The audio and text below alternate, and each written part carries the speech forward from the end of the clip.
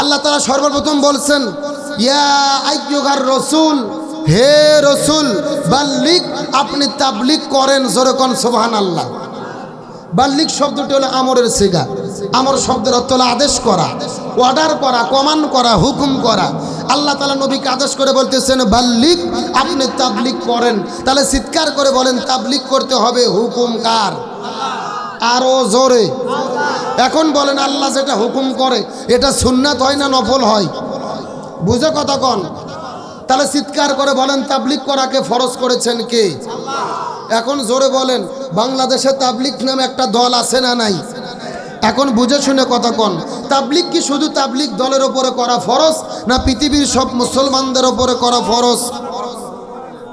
খুব ভালো করে বুঝবেন। প্রথম 2 মিনিট যদি না বোঝেন পুরো আলোচনা বোঝার কোনো বুদ্ধি নেই।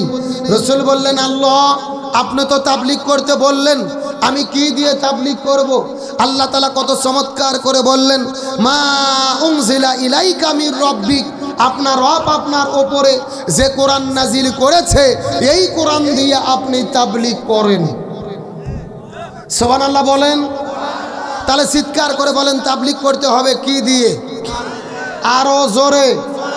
তার মানে বোঝা গেল কোরআন বাদ দিয়ে অন্য কোনো কিতাব দিয়ে তাবলীগ করলে তাবলীগের হক আদায় হবে। এরপরে আল্লাহ কত চূড়ান্ত মারাত্মক কথা বলেছে লক্ষ্য করুন। আল্লাহ রাব্বুল আলামিন বললেন ওয়া ইল্লাম তাফআল ফামা বাল্লাগতা রিসালাতাহু। হে রাসূল খুব ভালো করে জেনে রাখুন, আপনি নবী যদি কোরআন দিয়ে তাবলীগ না করেন আপনি নবী রিসালাতের দায়িত্বই পালন করলেন না। কতটা মারাত্মক কথা চিন্তা করে দেখেছেন? স্বয়ং আমাদের নবীও যদি কোরআন দিয়ে তাবলীগ না করত রিসালাতের দায়িত্ব পালন হতো। আল্লাহ তাআলা সর্বশেষ কি বলেছে লক্ষ্য করুন, আল্লাহু ইয়াসিমুকা মিনান নাস। হে রাসূল আমি খুব ভালো করে জানি আপনি নবী যদি কোরআনের তাবলীগ করতে যান, কোরআনের দাওয়াত দিতে যান, কোরআনের আন্দোলন করতে যান, আবু জেহেল, উতবা, সাইবা, উলিদ বিন মুগিরা আপনার বিরুদ্ধে ষড়যন্ত্র করবে, আপনাকে হত্যার পরিকল্পনা করবে। হে রাসূল আপনি জেনে রাখুন আপনি নবী কোরআনের তাবলীগ করতে গিয়ে যদি বিপদে পড়েন আমি আল্লাহ আপনাকে সাহায্য করব। চিৎকার করে বলেন আল্লাহু আকবার। চিৎকার করে বলেন তো দেখি তাবলীগ করতে হবে হুকুম কার? আরো জোরে বলেন কার? তাবলীগটা করতে হবে কি দিয়ে? আরো জোরে বলেন কি দিয়ে? আর তাবলীগ করতে গিয়ে বিপদের মধ্যে পড়লে কে সাহায্য করবে? এ জয়পুরহাটের মুসলমান গভীর মনোযোগ। আমি কিন্তু আপনাদের মধ্যে আজকে দীর্ঘক্ষণ আলোচনা করব না, মাত্র কয়েক মিনিটের মধ্যে একটা মেসেজ দেওয়ার পরে আপনাদের মধ্য থেকে বিদায় নিয়ে চলে যাওয়ার চেষ্টা করব। কোরআনের তাবলীগ কেমনে করবেন? আর কোরআনের তাবলীগ করতে গেলে আল্লাহ তাআলা ইমানদার মুসলমানদেরকে কেমনে হেফাজত করবে এই বিষয়টা বুঝাই আপনাদের মধ্য থেকে বিদায় নিয়ে চলে যাওয়ার চেষ্টা করব। কথাগুলো সুন্দর করে বোঝার চেষ্টা করবেন। আমার নবীজির উপরে আল্লাহ তাআলা সর্বপ্রথম যখন কোরআন নাজিল করে দিলেন, আমার নবীজি কোরআনের দাওয়াত দেওয়ার জন্য রাজপথের মধ্যে যখন ঝাঁপিয়ে পড়লো, আমার নবী যেখানে এই কোরআনের কথা বলে আবু জেহেলের বাচ্চারা ওই জায়গার মধ্যে যাইয়া বাধা দেয়। আরো জোরে বলেন। আমার নবী যেখানে কোরআনের কথা বলে ওই জায়গার মধ্যে তারা হট্টগোল তৈরি করে আল্লাহর কোরআন দলিল প্রমাণ পেশ করে বলেন ওয়াকালাল্লাযীনা কাফারু লা তাসমাউ লিহাযাল কোরআন। আল্লাহ তাআলা আইন কোরআনের মধ্যে ঘোষণা করে বলে দিল রাসূল যেখানে কোরআনের কথা বলে আবু জেহেলের বাচ্চারা ওই জায়গার মধ্যে যায় বাধা দেয়। এখন আমি আপনাদেরকে জিজ্ঞাসা করি বলেন তো দেখি এ জয়পুরহাটের মুসলমান আজকেও বাংলাদেশের মধ্যে আপনাদের এলাকার ভেতরে কোরআনের কথা বলতে গেলে মাঝে মধ্যে বাধা আছে না নাই? আরো জোরে বলেন। আমার কথা সোজা। সেই সময় নবীজি কোরআনের কথা বলেছে আর আবু জেহেলের বাচ্চারা ওই জায়গার মধ্যে যায় বাধা দিয়েছে। এখান থেকে বোঝা গেল আজকেও বাংলাদেশের ভেতরে যারা কোরআনের মাহফিলে বাধা দেয় এরাই হলো ডিজিটাল আবু জেহেল। আরো জোরে বলেন। এইরকম আবু জেহেল তো জয়পুরহাট জেলার মধ্যে নাই, বাংলাদেশের মধ্যে নাই। আজকে বাংলাদেশের দিকে লক্ষ্য করেন, মদের প্যান্ডেলে বাধা নাই, জুয়ার প্যান্ডেলে বাধা নাই, অথচ যত বাধা হয় কোরআনের মাহফিলে। এই বাংলাদেশের হাজারো তরুণদের আইডল আমার প্রিয় ভাই মুফতি আমির হামজা আজকে মাহফিল করতে গেছে সিলেটের বড়লেখায়। সেই মৌলভীবাজার জেলার বড়লেখা থানায় যখন মঞ্চে উঠেছে, মাহফিলের মঞ্চে উঠে যখন আলোচনা শুরু করবে, প্রশাসনের ভাইরা গিয়ে মঞ্চ থেকে তাকে নেমে দিয়েছে। জোরে কর নাউজুবিল্লাহ। এমনকি সে একটু মুনাজাত করতে চেয়েছেন, মুনাজাত পর্যন্ত ভালোভাবে করতে দেয় নাই। কোরআনের হক কথাগুলো বলতে দিল না। ওই মাহফিলের মধ্য থেকে তাকে নেমে দেওয়া হলো, কোরআনের কথা বলতে দেওয়া হলো না। হাজার হাজার লক্ষ লক্ষ মানুষেরা চোখের পানি ফেলতে ফেলতে কান্না করে করে বাড়ির মধ্যে ফেরত চলে গেল। আমরা বলতে চাই, তোমরা যারা মাহফিলের মধ্যে বাধা দিয়ে কোরআন শোনা থেকে লক্ষ মানুষকে বঞ্চিত করলে, এই লক্ষ মানুষেরা হাসরের ময়দানে তোমাদের বিরুদ্ধে মামলা দায়ের করবে। ক্ষমতা পাইয়া তোমরা বন্ধ করতে পারো না সুদের ব্যবসা, বন্ধ করতে পারো না মদের ব্যবসা, বন্ধ করতে পারো না নারীদের দেহ ব্যবসা। কোরআনের মাহফিলে 140 ধারা জারি করো। নিশ্চয় যারা কোরআনের মাহফিলে 140 ধারা জারি করে, আল্লাহ তাআলা এদেরকে জান্নাতের গেটে 140 ধারা জারি করবেন। এরা জান্নাত পাওয়া তো দূরের কথা, জান্নাতের ঘ্রাণও। যেই আমির হামজা 1 নয় 2 নয় 3 বছর ধরে জেলের মধ্যে বন্দী ছিল, নিরপরাধ একজন মানুষকে 3 বছর পরে জেল থেকে মুক্তি করে দেওয়া হলো, তার মাহফিলগুলোকে বন্ধ করে দেওয়া হচ্ছে। আমি আপনাদের জিজ্ঞাসা করি, বলেন তো দেখি, আমির হামজা কি চোর ছিল, ডাকাত ছিল, নারী ধর্ষণ করেছিল? তাহলে তার মাহফিলে কেন বন্ধ করা হয়, তাকে জেলের মধ্যে কেন বন্দি করে রাখা হয়? কারণ হলো একটা, তিনি কোরআনের হক কথা বলেছে। আরো জোরে বলেন। তার কারণ বাংলাদেশে একমাত্র বক্তা মুফতি আমির হামজা, যিনি একেবারে কোরআন বের করে করে পাড়া পৃষ্ঠে লাইন ধরে ধরে ব্যাখ্যা দিয়ে দিয়ে কথা বলে, কথা কোন ঠিক কিনা। আর তিনি যখন কোরআনের পাড়া পৃষ্ঠে লাইন ধরে জাকির নায়েকের মতো ভাষণ দেয়, আমির হামজা ভাই যখন জাকির নায়েকের মতো বক্তব্য দেয়, তখন জালেমের ঘুম হারাম হয়ে যায়, তখন তারা কোরআনের মাহফিল বন্ধ করে দেয়। আমরা বলতে চাই, সেই সময় আবু জেহেল কোরআনের মাহফিলে বাধা দিয়েছে। আজকেও বাংলাদেশে যারা কোরআনের মাহফিলে বাধা দিচ্ছে, এরাই হলো আবু জেহেলের যোগ্য উত্তরসূরি। কথা কি বোঝা যায়? এ জয়পুরহাটের মুসলমান গভীর মনোযোগ। এখন হয়তো আপনারা প্রশ্ন করবেন, হুজুর আপনি কোরআন থেকে কথা বলেন, দলিল তো লাগবে, দলিল ছাড়া কথা বলা যাবে না। আমি আপনাদের মতো যতগুলো কথা বলবো, কোরআন থেকে দলিল দিয়ে কথা বলার চেষ্টা করব। মোবাইল থাকলে রেকর্ড করে নেন, খাতা কলম থাকলে লিখে নেন। সূরাটির নাম হলো সূরা আনফাল, আয়াত নম্বর হলো 30। কথাগুলো সুন্দর করে বোঝার চেষ্টা করবেন। আল্লাহ তাআলা কত চমৎকার করে বলেছে, ওয়াইদ ইয়ামকুরু বিকাল্লাযিনা কাফারু, ওয়াইদ ইয়ামকুরু বিকাল্লাযিনা কাফারু। ইয়া রাসূলুল্লাহ, আবু জেহেল আপনার বিরুদ্ধে ষড়যন্ত্র করতেছে, কিয়ামত পর্যন্ত করবে। কথাগুলো সুন্দর করে বোঝার চেষ্টা করবেন। ইয়ামকুরু শব্দটি মুজারের সিগা, বর্তমান ভবিষ্যৎ প্রেজেন্ট ফিউচার। আল্লাহ তাআলা ডাকতে বলতেছেন, ইয়া রাসূলুল্লাহ, আবু জেহেল আপনার বিরুদ্ধে ষড়যন্ত্র করতেছে, কিয়ামত পর্যন্ত করবে। এখন আমি আপনাদেরকে জিজ্ঞাসা করি, বলেন তো দেখি, এ জয়পুরহাটের মুসলমান, আবু জেহেল কি কিয়ামত পর্যন্ত বেঁচে থাকবে? তাহলে আল্লাহ মনে হয় ভুল করে লিখেছে। আপনাদের কি মনে হয় আল্লাহ কি ভুল করে? এ জয়পুরহাটের মুসলমান গভীর মনোযোগ, আল্লাহ ভুল করে না।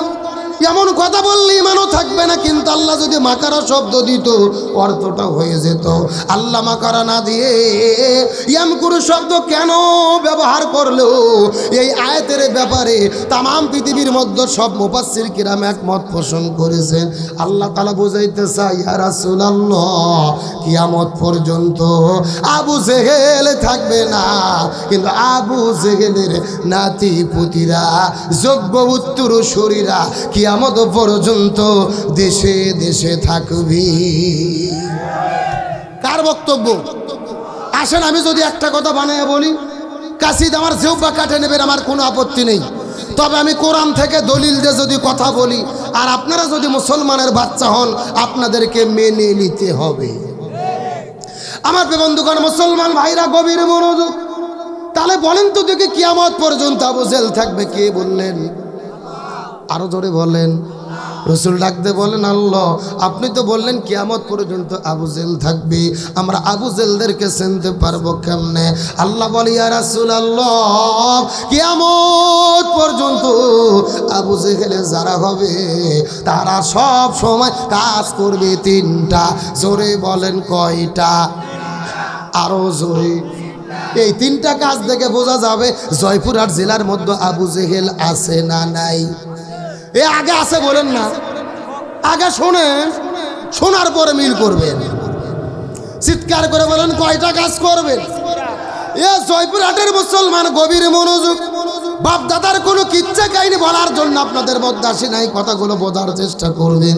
যতগুলো কথা বলবো কোরআন থেকে দলিল দিয়ে কথা বলার চেষ্টা করব। আল্লাহ বলি, ইয়া রাসূলুল্লাহ, কিয়ামত পর্যন্ত আবু জেহেল যারা হবে তারা সব সময় তিনটা কাজ করবে। রসুল ডাকতে বলেন, আল্লাহ, কি কি তিনটা কাজ করবে বলেন তো দেখি। আল্লাহ বলি, ইয়া রাসূলুল্লাহ, এই তিনটা কাজের মধ্যে প্রথম নম্বর কাজ হলো, এই জমিনের মধ্যে যারা কোরআনের হক কথা বলবে, কোরআনের সত্য কথা বলবে, এই জমিনের মধ্যে দিন প্রতিষ্ঠার কথা বলবে। প্রথম নম্বর কাজ হলো, যারা কোরআনের হক কথা বলবে, লিইউসবিতুকা, তাদেরকে তারা জেলের ভেতরে বন্দি করবে। এখন বলেন তো দেখি, বাংলাদেশ আলেমেরা জেলের মধ্যে বন্দি হয় কি হয় না? এই বাংলাদেশের শাইখুল হাদিস ইবনুল শাইখুল হাদিস বাঘের বাচ্চার মতো, সিংহের বাচ্চার মতো জালেমের জুলুমের বিরুদ্ধে হুঙ্কার দিয়ে যে কথা বলতো আল্লামা মামুনুল হক। আরো জোরে বলেন। ওই শিশু বক্তা নামে পরিচিত রফিকুল ইসলাম মাদানী, আমার প্রিয় ভাই মুফতি আমির হামজা, ওই যে কোরআনের পাখি, যেই মানুষটি অর্ধশত বছর ধরে কোরআনের মাহফিলে আলোচনা করে করে মানুষদেরকে কোরআনের তাফসীর শোনালো, যেই মানুষের হাতে হাত রাখার পরে হাজারো মানুষেরা কালেমা পড়ে মুসলমান হয়ে গেল, যেই মানুষটা কাবা ঘরের মধ্যে ঢুকে নামাজের অনুমতি পাইল, যেই মানুষটার কপালের ভেতরে কাবার শরীফের ইমাম শাইখ আব্দুর রহমান সুদাইসি কপালের মধ্যে চুমু খাইলো, ওই কোরআনের পাখি আল্লামা সাইদি 13 বছর ধরে জেলে বন্দি থাকতে থাকতে বিনা চিকিৎসায় পৃথিবী থেকে বিদায় নিয়ে চলে গেল। এ বাংলাদেশের মুসলমান, এই যে আলেমদেরকে জেলের মধ্যে বন্দি করা হয়, আলেমদের কোনো অপরাধ নাই, তাদের অপরাধ হলো একটা, এই জমিনের ভেতরে তারা কোরআনের আসল তাবলীগ করেছে। আরো জোরে বলেন না কেন? এটা হলো আসল তাবলীগ। আর আমরা 40 বছর ধরে তাবলীগ করতেছি, জেলে যাওয়া তো দূরের কথা, একটা পচা ডিমও কেউ মাথার মধ্যে মারে না। এ জোরে কোন, আজকে তাবলীগ কি, ওয়া কি প্রকার আপনাদের বুঝে যাওয়া লাগবে। তাহলে জোরে বলেন, আবু জেহেলটা কয়টা কাজ করবে? আরো জোরে বলেন। এ জয়পুরহাটের মুসলমান, গভীর মনোযোগ। আবু জেহেল 3টা কাজ করবে। প্রথম নম্বর কাজ হলো, কোরআনের মাহফিলে যারাই কোরআনের হক কথা বলবে তাদের জেলের মধ্যে বন্দি করবে।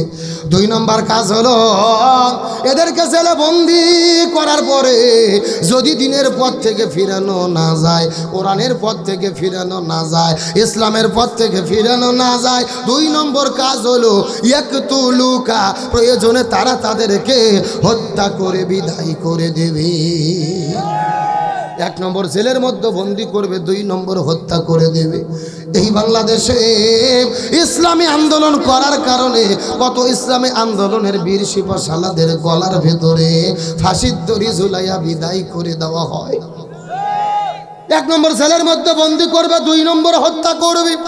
আর 3 নম্বর, এই দেশের মধ্যে সেই আলেমদের জনপ্রিয়তা বেড়ে যাবে, যাদের মাহফিল হাজার হাজার লক্ষ লক্ষ মানুষের উপস্থিতি ঘটবে, যে আলেমদের মাহফিলে হাজারো যুবকেরা দৌড়ে যাবে, এই আলেমদেরকে দেশের মধ্যে তারা থাকতে দেবে না। ইউকুরিজুকা, তাদেরকে তারা দেশ থেকে বের করে দেবে। এই বাংলাদেশে মাত্র 5 বছরের ব্যবধানে কোটি কোটি মানুষের ভেতরে যিনি জনপ্রিয়তা অর্জন করেছিল, আমার প্রিয় ভাই মিজানুর রহমান আল আজহারি। আরো জোরে বলেন। ওই জনপ্রিয়তা অর্জন করার কারণে দেশের মধ্যে তার থাকার জায়গা হলো না, তাকেও বাংলাদেশ থেকে মালয়েশিয়া যাইতে বাধ্য করা হলো। এই জন্য আবু জেল্লা তিনটা কাজ করবে। 1 নম্বর জেলে বন্দি করবে, 2 নম্বর বিদায় করে দেবে, আর 3 নম্বর পৃথিবীর মধ্য থেকে দেশ থেকে বের করে দেবে। এই 3টা কাজ আজকেও যারা করতেছে এরাই হলো আবু জেহেলের যোগ্য উত্তরসূরি। আবু জেহেলদের চেনা যায়, এ জোরকম চেনা যায়, থাক চিনলেই হবে, নাম বলার দরকার নেই। আমরা খামাখা নাম বলে মায়ের খাবো কেন? কোরআন হাদিসে যা আছে বলবো, কার সাথে মিলে গেল দেখার টাইম আমাদের নাই। আরো জোরে বলেন। তবে জয়পুরহাটের মুসলমান বর্তমানে বাংলাদেশের যুবকেরা প্রমাণ করেছে তারা আর যাত্রার প্যান্ডেলে যায় না, তারা কোরআনের মাহফিলে ছুটে যায়। আগামীর বাংলাদেশ হবে কোরআনের বাংলাদেশ, আগামীর বাংলাদেশ হবে আলেমদের বাংলাদেশ।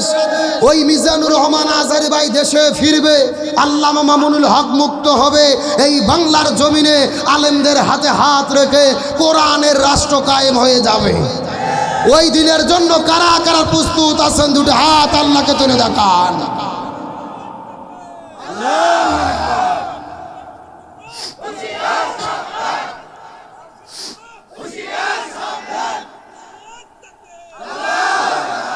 আল্লাহ কবুল করুক, বলেন আমিন। আপনাদের কি কষ্ট হচ্ছে? মন খারাপ করতেছেন? আলোচনা চলছে চলছে। আমার প্রিয় বন্ধুগণ, মুসলমান ভাইরা, এই ছেলে কি খবর? না না না, আবু জেলের কথা শুনে ওটা তো লক্ষণ ভালো না। ও উঠবে কিসের পেশাব? পেশাব করবে বুড়ো মানুষের, যুবক ছেলের কিসের পেশাব? ওরা কতদিন সিনেমার হলে যায় 3 ঘন্টা সিপি মেরে বসে থেকে সিনেমা দেখে, ওঠে না। তে কোরআনের মাহফিলে এত পেশাব লাগবে কেন? আমি যদি আপনাকে বলি হুজুর 10 মিনিট ওয়াজ করেন, আমি একটু পেশাব করে আসি, জনগণ আপনারা কি শুনবেন? তো বক্তার পেশাব না লাগে, শ্রোতার এত পেশাব কিছু? ওটা উঠি করার কোনো সুযোগ? তাহলে চিৎকার করে বলেন, এই পৃথিবীতে ইসলামের বিজয় দান করবে কে? এ জয়পুরহাটের মুসলমান, গভীর মনোযোগ। সাম্প্রতিক ভারতের অযোধ্যার ভেতরে যেই মুসলমানদের 100 বছরের ঐতিহ্য বাবরি মসজিদ ছিল, এই বাবরি মসজিদকে ভেঙে দিয়ে ভারতের দাদা বাবুরা, নরেন্দ্র মোদীর সরকার ওই মসজিদকে ভেঙে দিয়ে ওখানে রাম মন্দির তৈরি করেছে। বলেন নাউজুবিল্লাহ। তবে আল্লাহর কি খেলা, আল্লাহর কি কৃপা! লক্ষ্য করুন, যেই জায়গার বাবরি মসজিদ ভেঙে দিয়ে তারা রাম মন্দির তৈরি করেছে, আজকে লক্ষ্য করে দেখলাম নিউজের ভেতরে ওই বাবরি মসজিদের কাছেই ভারতের ভেতরে সবচাইতে বড় মসজিদ নির্মিত হচ্ছে। বলেন আল্লাহু আকবার। 1800 কোটি টাকা সেখানে বাজেট হয়েছে যে ভারতের সবচেয়ে বড় মসজিদ নির্মিত হবে। 4 বছর সময় লাগবে নির্মাণ করতে। প্রায় 20,000 মানুষ সেই মসজিদে নামাজ পড়তে পারবে। কাবা শরীফের ইমাম এসে ওই মসজিদের উদ্বোধনী ঘোষণা করবেন, ওই মসজিদের ভিত্তিপ্রস্তর স্থাপন হবে। কি বুঝলেন? যেই হিন্দুরা বাবরি মসজিদ ভেঙেছে, আবার আল্লাহ তাআলার খেলা, ওই হিন্দুদের দ্বারাই আল্লাহ সবচাইতে বড় মসজিদ বানাচ্ছে। আল্লাহু আকবার বলবেন না? এগুলো কার খেলা? এগুলো কার ফয়সালা? ভারতের সুপ্রিম কোর্ট রায় দিয়েছে যে বাবরি মসজিদ ভেঙে রাম মন্দির হলো, এখন মুসলমানদের জন্য মসজিদ তৈরি করতে হবে দেশের টাকায়, সরকারের টাকায়। এখন তারা বাধ্য হয়ে সিদ্ধান্ত নিয়েছে ওই জায়গার মধ্যে ভারতের সবচাইতে বড় মসজিদ হবেন, পৃথিবীর সবচাইতে বড় কোরআন শরীফ ওই মসজিদে রাখা হবে। বলেন আল্লাহু আকবার। যেই জায়গায় মুসলমানদের ঐতিহ্য বাবরি মসজিদ, সেই জায়গায় তোমরা, যেই জায়গায় আল্লাহর সেজদা পড়েছে, মুসলমানেরা কোরআনের তিলাওয়াত করেছে, হাদিসের পাঠ করেছে, ওই জায়গায় তোমরা রাম মন্দির তৈরি করেছো। আজকে বলতে চাই, আমাদের ইমানের বিশ্বাস হলো আজ হোক কাল হোক ওই রাম মন্দির ভেঙে আবারও বাবরি মসজিদ তৈরি হবে। ওই জায়গার ভেতরে আবারও আল্লাহর ধ্বনি, তাকবীরে ধ্বনিতে ধ্বনিত হবে। কথা কোন ঠিক কিনা? মুসলমানদের বিজয় দেবে কে? একটা তথ্য শোনার পর আশ্চর্য হবেন। এই বাবরি মসজিদ ভাঙতে গিয়ে প্রথম যেই লোকটা হামলা করেছিল তার নাম হলো বলবীর সিং। এই বলবীর সিং বাবরি মসজিদ ভাঙতে গিয়ে প্রথম তিনি কুড়াল মেরেছিল, ইট ভেঙে ফেলেছিল, তারপরে সবাই মিলে মসজিদ ভেঙেছিল। আল্লাহর কি খেলা! এই মসজিদ ভাঙার 6 মাস পরে ওই বলবীর সিং কালেমা পড়ে মুসলমান হয়ে গেছে। চিৎকার করে বলুন না আল্লাহু আকবার। মাত্র 6 মাস পরে তিনি কালেমা পড়ে মুসলমান হয়েছেন। এমনকি এ মুসলমান হওয়ার পরে প্রতিজ্ঞা নিয়েছেন, আমি বাবরি মসজিদ ভেঙেছি, 100টা মসজিদ তৈরি করব। সুবহানাল্লাহ কোন। কিন্তু 100টা মসজিদ তৈরি করতে চেয়ে 91টা মসজিদ করার পরে তিনি ইন্তিকাল করে বিদায় নিয়ে চলে গেছে। এ জয়পুরহাটের মুসলমান কি বুঝলেন? যেই লোকের দ্বারা আল্লাহ একটা মসজিদ ভাঙাইলো, ওই লোকের দ্বারা আল্লাহ 91টা মসজিদ বানায়া নিল। তার মানে বোঝা যাচ্ছে আমাদের ঈমান বলতেছে একটা বাবরি মসজিদ ভেঙেছো, এমন একটা সময় আসবে ওই ভারতে হাজার হাজার বাবরি মসজিদ তৈরি হবে।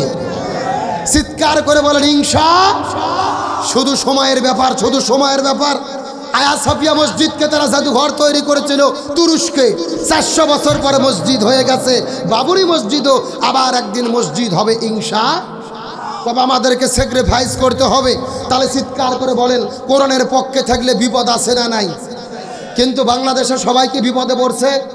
এই বাংলাদেশে ভণ্ডপীর আছে না নাই? কথা কয় না। আরে ভাই, আমি হক্কানি পীরের বিরুদ্ধে কোনো বক্তব্য দিই না।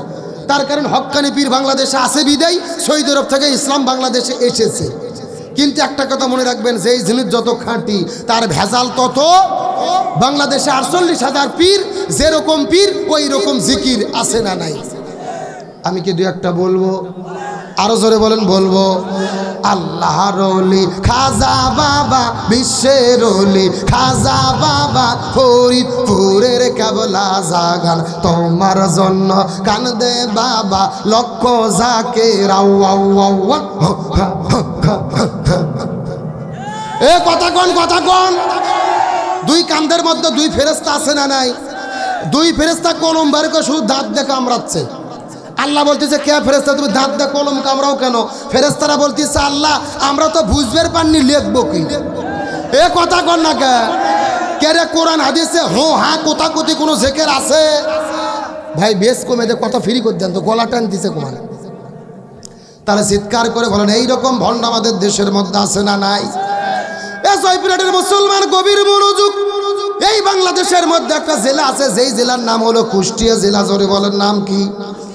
এই কুষ্টিয়া জেলার ভেতরে একটা বাবা আছে, যেই বাবার নাম হলো বাবা লালন শাহ। কথাগুলো সুন্দর করে বোঝার চেষ্টা করবেন। আজ থেকে গত 4 বছর আগে ওই লালন শাহ দরবারে আমি ঘোরার জন্য গেছি। ওই জায়গার মধ্যে যাওয়ার পরে লক্ষ্য করে দেখি একটা পাগলের মতো লোক বসে আছে, যার মাথার মধ্যে হলো জ্বর, আর পরনে পরে আছে চট, আর শরীরে পাটার মতো গন্ধ, কাজতে যাওয়া যায় না। কথা কি বুঝতে পেরেছেন? আমি আস্তে করে যাওয়ার পরে লক্ষ্য করে দেখি ওই কথিত আল্লাহর ওলির কাছে একটা মহিলা মানুষ যাওয়ার পরে বাবার গাও ধরে টিপাটিপি করতেছে। লক্ষণ ভালো না খারাপ? এখন আমি আপনাদেরকে জিজ্ঞাসা করি, বলেন তো দেখি, মেয়ে মানুষ যদি ছেলে মানুষের গায়ে হাত দেয়, ওই ছেলে মানুষ কি ঠিক থাকতে পারবে? সব জায়গা যদি ঠিকও থাকে, অন্তত একটা জায়গা ঠিক থাকবে না, যদি সে হিজড়া না হয়। এ জোরে কোন। আমি ডাকতে বললাম এ পাগল মহিলারা, তোমরা কেন পাগলের গাও ধরে টিপাটিপি করতেছো জানতে চাই। আমাকে ডাকতে বলে হুজুর এটা পাগল নয়, এইটা হলো আল্লাহর ওলি। কিসের ওলি? পরীক্ষা করে দেখার দরকার আছে না নাই? আমি কিছুক্ষণ পরে লক্ষ্য করে দেখলাম এই কথিত আল্লাহর ওলিটা পেশাব করার জন্য গেল, আমিও তার পিছনে পিছনে গেলাম। যাওয়ার পরে লক্ষ্য করে দেখি বাবা পেশাব করেছে, কিন্তু পেশাব করার পরে পানি ব্যবহার করে। লক্ষণ ভালো না খারাপ? আমি আস্তে করে যাওয়ার পরে ডাকতে বললাম বাবা আপনি পানি কেন ব্যবহার করলেন না বলেন তো? আমাকে ডাকতে বলে হুজুর আপনি শরীয়তের হুজুর, মারেফত বুঝবেন না। আমি বলে শরীয়তের হুজুর মারেফত বুঝবে না? আমি ডাকতে বললাম কথিত আল্লাহর ওলি, আপনি বুঝে দিলেই তো বুঝতে পারবো, আপনি বুঝে দিলেই তো বুঝতে পারবো। দয়া করে বলেন তো দেখি আপনি কেন পানি ব্যবহার করলেন না? আমাকে ডাকতে বলে হুজুর আপনি কি জানেন এই পানি কোন পানি? আমি বললাম এই পানি কোন পানি? বলে নবীর নাতি ইমাম হোসাইন ওই কারবালার প্রান্তরে পানি পানি বলে চিৎকার করে শহীদ হয়ে চলে গেছে। নবীর নাতিকে পানি দেওয়া হয় নাই, যেই পানি বাগেরা নবীর নাতি ইমাম হোসাইন কারবালার প্রান্তরে শহীদ হয়ে বিদায় নিয়ে চলে গেল, আমি ওই পানি আমার এই জায়গায় ঠেকাবো না। ফতোয়া কি বুঝতে পারছেন? আমি তখন ডাকতে বললাম, হে কথিত আল্লাহর ওলি নবীর নাতি ইমাম হোসাইন, ওই কারবালার প্রান্তরে পানি না পাওয়ার কারণে পানি যদি আপনি সামনের জায়গার মধ্যে না ঠেকান, আমার কথা হলো তাহলে আপনি পায়খানা করার পরে পেছনেও পানি ঠেকাবেন না। এ জোরে কর না কে? এরা কিন্তু জাতে মাতাল, কিন্তু তালে ঠিক। জাতে মাতাল শীতের দিনে সামনে পানি লাগায় না, কিন্তু বলেন তো পায়খানা করার পরে পেছনে পানি ঠেকায় কি ঠেকায় না? পান ঠেকায় না মানে পানি যদি ব্যবহার না করে, আমরা তো দূরের কথা, ওর বই এক ঝাঁটা পেটা করে ল্যাপের মধ্যে থেকে বের করে দেবে যে তুই থাকলে বেড়ে থাকলে আপ নষ্ট করা যাবে না। কথা কন, কথা কন।